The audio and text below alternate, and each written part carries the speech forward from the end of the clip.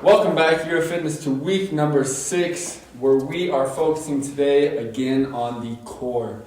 Yes, the core, something that I'm very passionate about and something that is kind of fitting in with our habit upgrade this week. So we've talked a little bit about that sleep last week. This week we're talking about movement, and more in particular, we're talking about one of my favorite movements, and that is the squat, okay? The squat is something that has so many added benefits to it, but it is at the same time very complex. That's why I wanted to give you just a couple tips, some things that I use going forward, and maybe you can take with you. So that brings me to my first at-home tip about the squat, and that is master your own body weight. Now this gets looked past a lot because it's not, I guess, as sexy as the other movements, throwing a bunch of weight on your back and being able to squat the most weight in the room. But if you can master your body weight to full depth past parallel with a full foot and complete control of your hips and your spine, you're going to have a lot healthier career squatting and be able to do it time and time again, because we want it to be repeatable and we also want it to be beneficial. Okay, so that's my first tip, is master your own body weight. Secondly is, you see a lot of weight belts in the weight room.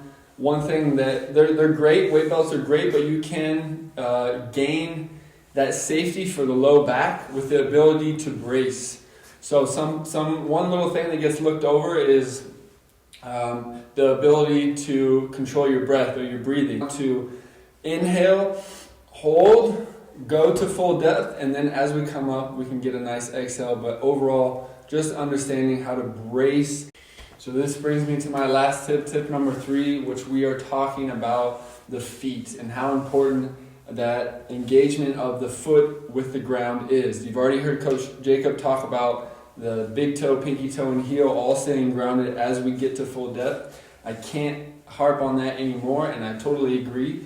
Because when we have that altered foot, when we're squatting, being from a shoe or just the ability to not have that range or that pattern down yet, which is the squat, what we're talking about, it gives you a lot higher risk of getting injured or causing pain in other parts of the body. So if we don't have that force distribution correct with that flat foot, it could cause pain in the knee, in the hip, low back.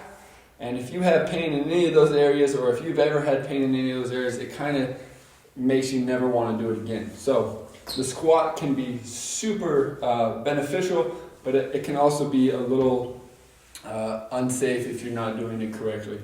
So my challenge to you is, let us know your experience with the squat. Maybe you have some more tips or feedback. Get back to us, and I hope you guys enjoy week number 6 of core. Thank you.